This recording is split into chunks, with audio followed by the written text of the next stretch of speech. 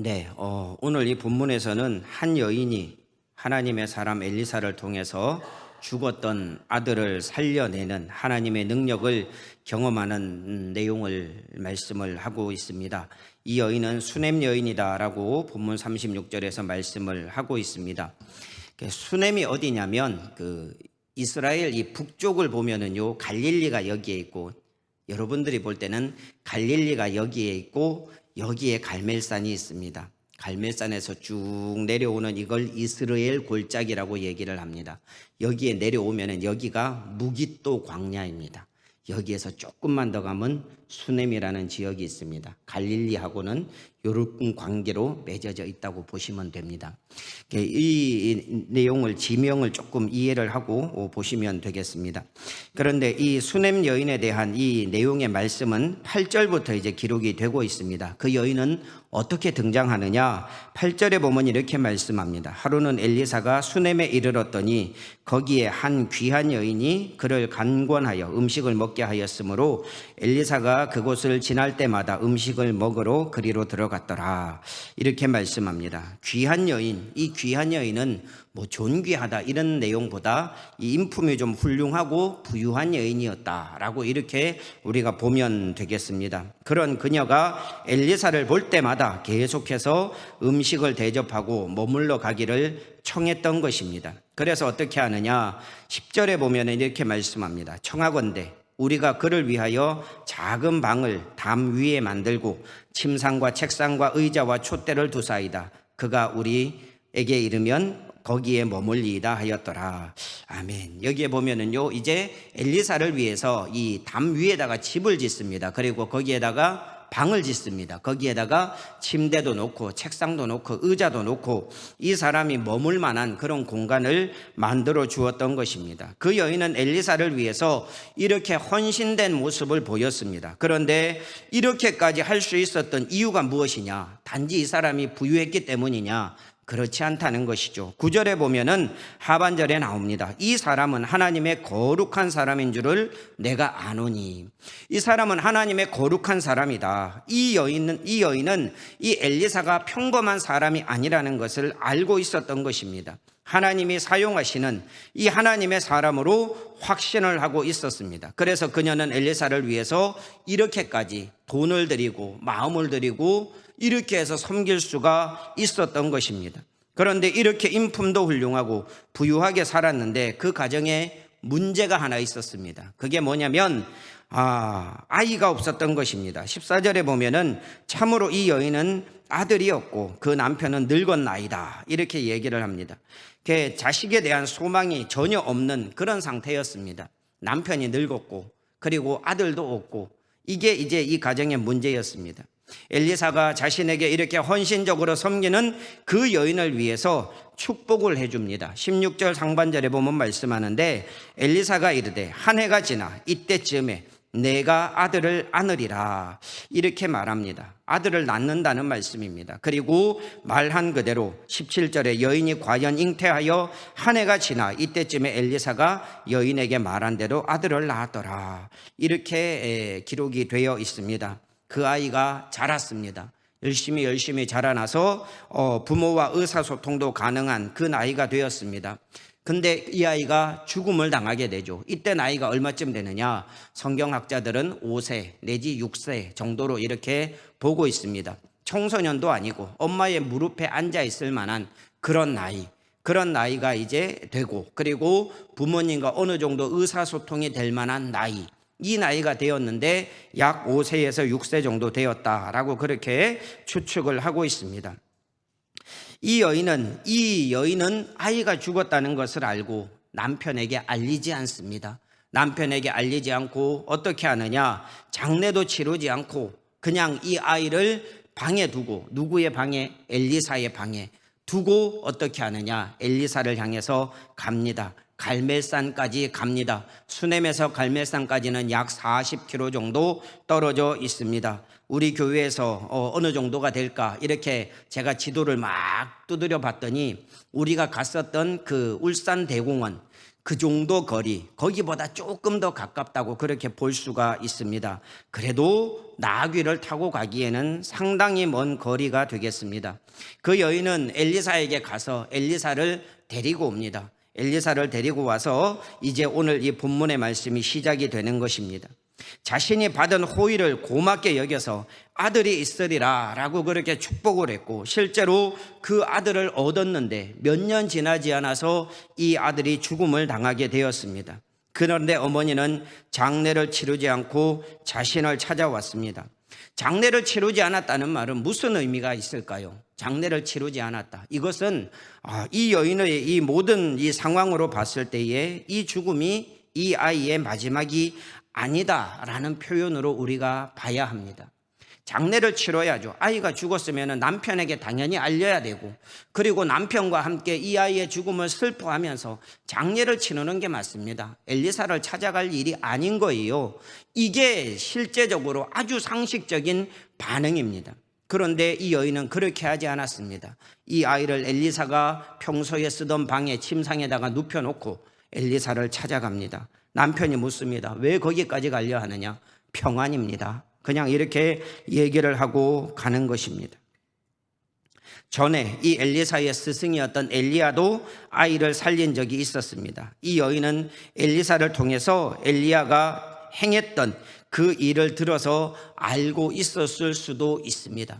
이 선지자 엘리사의 스승이었던 엘리야도 사르밧 과부의 아들을 고친 적이 있었다. 아니, 죽은 아들을 살린 적이 있었다. 그렇기 때문에 이 사람에게도 그런 하나님의 은혜가 있을지 모른다라는 그런 마음을 가지고 있었습니다. 그렇다면 이 아이도 살릴 수 있을 거란 믿음이 있었기 때문에 장례는 뒤에 치러도 되는 것입니다. 이 엘리사를 모셔와서 해보고 안 되면 그때 이제 장례를 그럴 수도 있는 것입니다. 그는 먼저 하나님의 사람을 찾았습니다.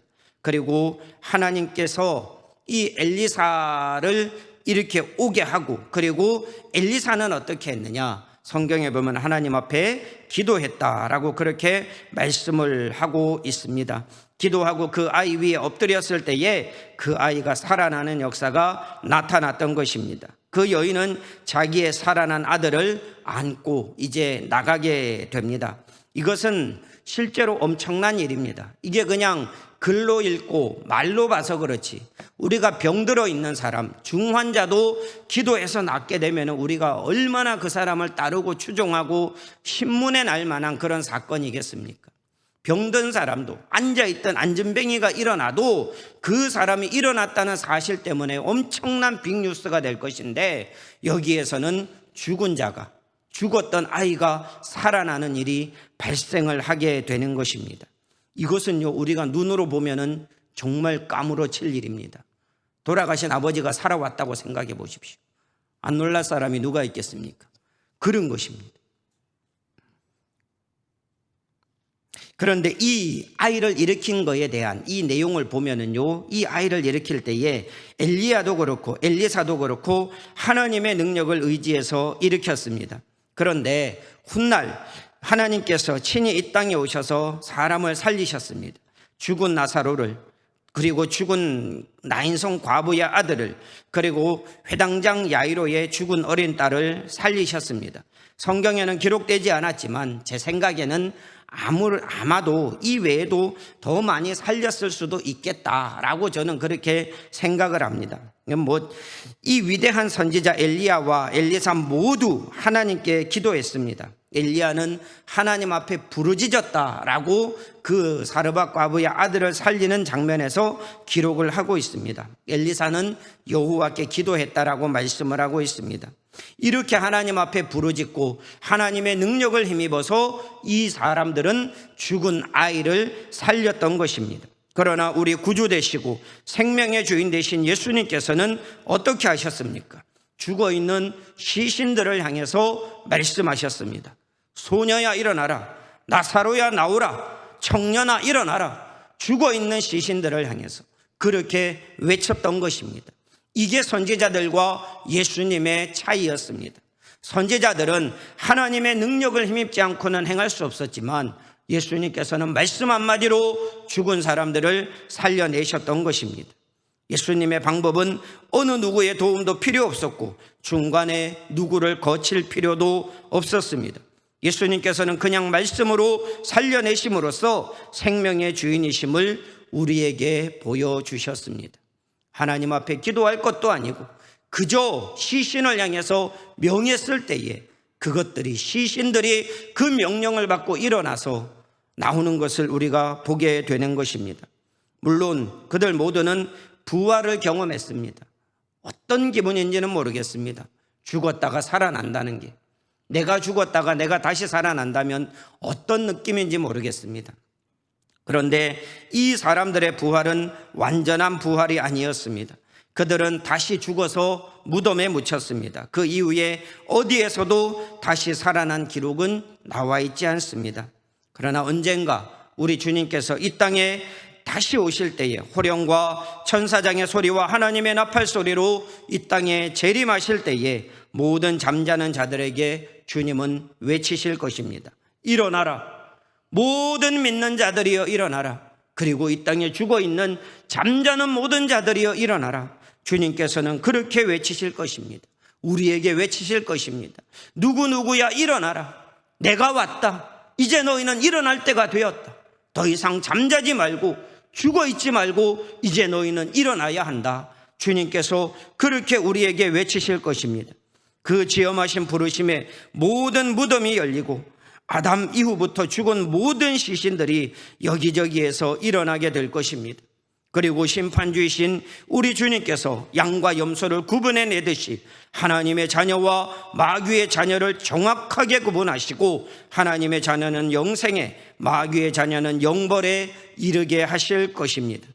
그때에는 엘리사가 살려서 네 아들을 데리고 가라 했을 때 어머니가 아들을 안고 나간 것 같은 그런 일시적인 부활은 아닙니다. 우리 주님께서 다시 오실 때는 그런 부활과는 차원이 다른 영원한 부활, 완전한 부활, 그것을 우리에게 주실 것입니다. 그날에 우리는 영생을 얻는 부활에 참여해야 합니다. 영생을 얻는 부활에 참여해야 합니다. 믿는 자도 일어날 것이고 믿지 않는 자도 일어날 것입니다.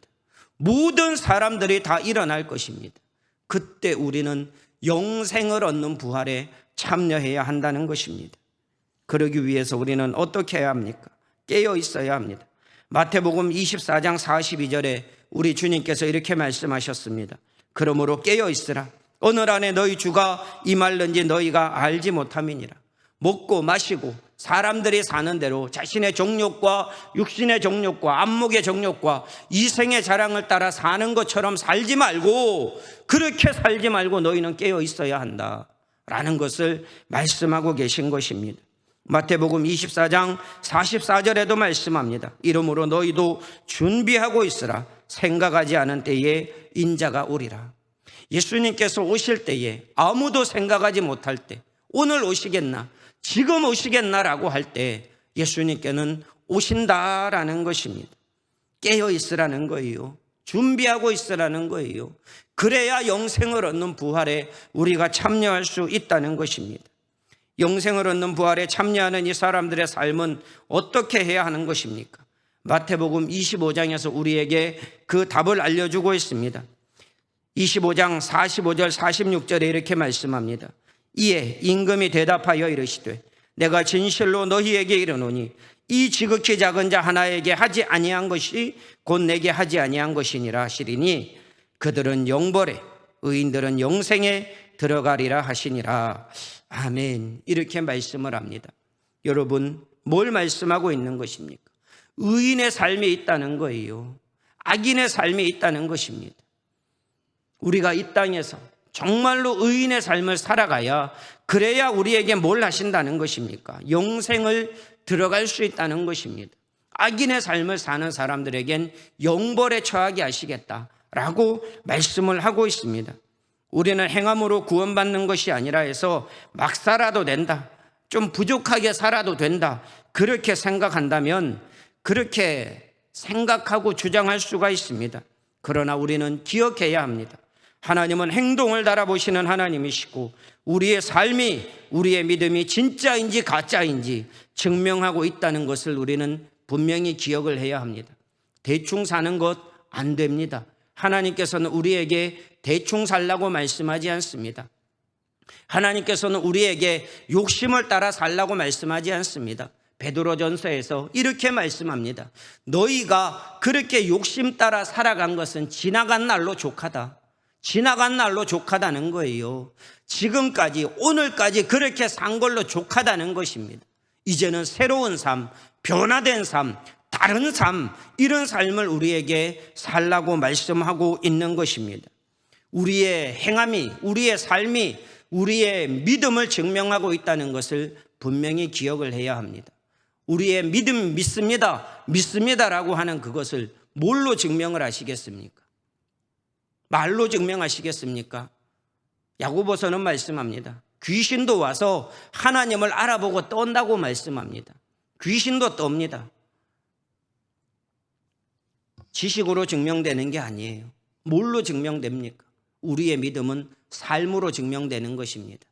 우리가 아무리 믿는다 하고 하나님의 말씀과는 관계없는 삶을 산다면 우리의 믿음은 진짜가 아닙니다. 진짜 믿음의 사람이 되십시오. 진짜 같은 믿음의 사람이 아니라 진짜 믿음의 사람이 되어야 합니다. 야고보서는 말씀합니다. 행함이 없는 믿음은 죽은 믿음이다. 죽은 믿음은 아무런 능력도 없습니다. 죽은 게 무슨 능력을 행할 수 있겠습니까? 아무리 욕을 해도 죽은 사람은 일어나지 않습니다. 아무리 무슨 독촉을 해도 죽은 사람은 꼼짝도 하지 않습니다. 왜? 아무것도 할 수 없기 때문에 그렇습니다. 뭘 할래도 할 수가 없기 때문에 그런 거예요. 죽은 믿음이 그런 것입니다. 아무런 하나님의 능력을 우리가 경험할 수 없는 거예요. 그러나 예수님께서는 말씀하셨습니다. 겨자씨만한 믿음만 있어도 이 산을 들어 저리로 옮기라 하여도 옮겨진다고 말씀했습니다.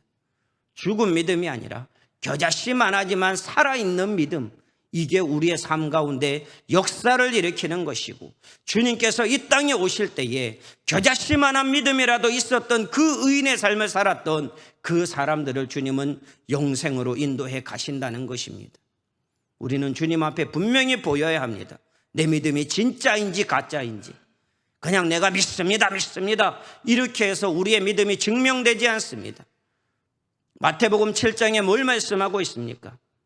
주여, 우리가 주의 이름으로 귀신도 쫓아내고 주의 이름으로 능력도 행하고 이런 일도 행하고 저런 일도 행했습니다. 주의 이름으로 행했습니다. 그런데 주님께서 말씀하십니다. 내가 너희를 도무지 알지 못하니 불법을 행하는 자들아 내게서 떠나가라. 내가 주의 이름으로 행했다니까요. 그런데 주님은 모른다고 하는 거예요. 이 얼마나 기가 막힌 노릇입니까? 얼마나 이게 억울한 노릇입니까? 일평생 내가 주를 위해서 산다고 벌벌거리면서 그렇게 떨면서 살았는데, 주님 앞에 서니까 나를 모른다 하니, 내가 분명히 주의 이름으로 귀신도 쫓아내고 주의 이름으로 능력도 행하고, 그래서 뭔가 나는 진짜 믿음이 엄청나, 나는 이런 능력이 있고 나는 이런 뭔가가 있고, 그렇게 해서 했는데 주님은 모른다는 거예요. 얼마나 이게 기가 막힐 노릇입니까? 이 성경이 그냥 기록된 게 아닙니다. 주님이 그걸 하는 게 아니라 진짜 그렇다는 것입니다. 아주 심각하게 우리는 성경을 봐야 돼요. 우리의 믿음이 진짜라는 것, 내가 주의 이름으로 행한 그 모든 것들, 이걸 인정받아야 되지 않겠습니까? 주님이 모른다 그러면 아무런 의미가 없는 거예요. 우리는 진짜 우리 믿음 돌아봐야 됩니다. 내가 진짜인지, 진짜 주님 앞에 섰을 때에 잘했다, 착하고 충성된 종아, 이렇게 말씀을 하실지, 아이고야 넌 네 모른다, 이 게으르고 악한 종아, 이렇게 말씀을 하실지.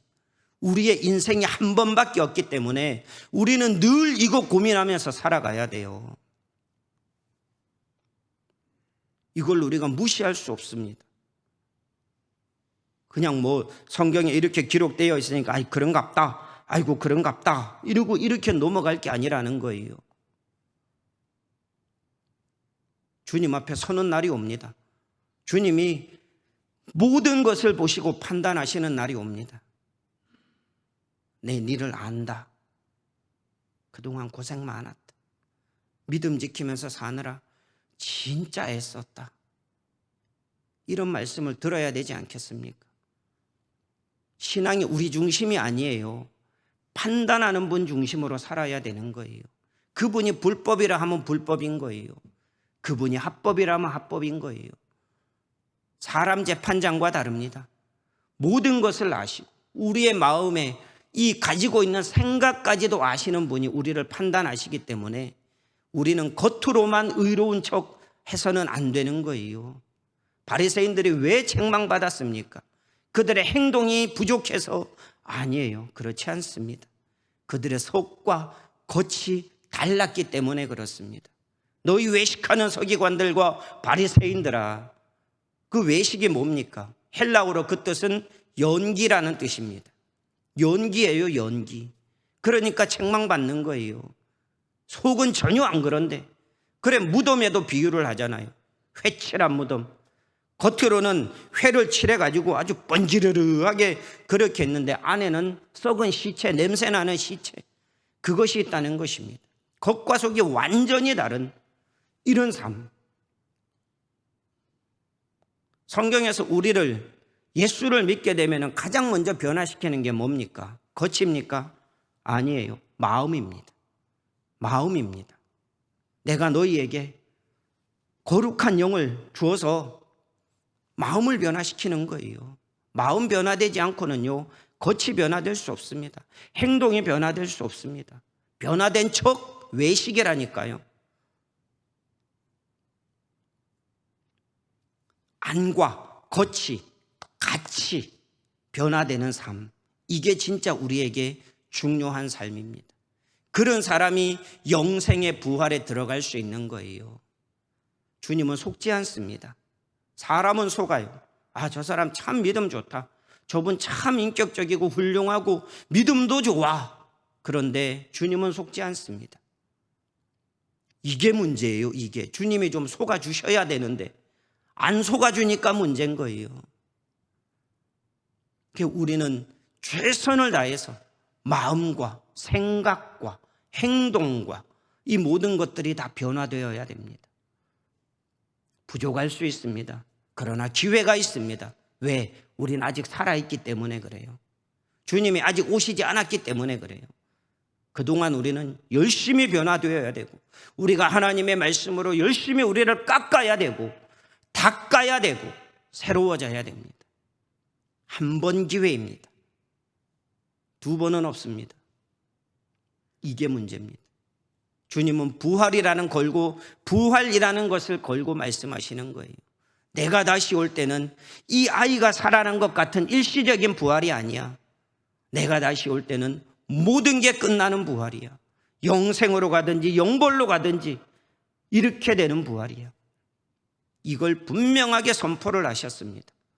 아유, 죽어서 내 영혼이 없어졌으면 좋겠는데 여호와의 증인들이 영혼 멸절설을 주장합니다. 죽으면은 내 영혼 없어져. 믿지 않는 그 여호와의 증인이 아닌 사람들은. 그런데 그렇지 않습니다. 없어지지 않아요. 야, 이 참 무서운 말씀입니다. 우리는 신앙생활을 진짜 하나님 앞에서 우리 자신을 늘 돌아보면서 내가 정말 하나님의 마음에 맞는지, 내 의, 내 것, 내가 생각하는 만큼 내가 신앙생활을 하고 있다, 이게 중요하지 않습니다. 하나님께서 과연 나를 보고 어떻게 보실까? 여기에 우리의 모든 초점을 맞춰야 됩니다. 이게 우리에게 가장 중요합니다. 일시적인 부활이 아니라 영원한 부활이 우리를 기다리고 있습니다. 이 아이는 다시 다시 살아나서 얼마나 살았는지 모르겠지만 살았지만 죽었습니다. 이 아이도 언젠가 주님께서 다시 오시는 날 육신을 입고 그렇게 주님 앞에 가게 되겠죠. 우리 모두가 다 그렇습니다.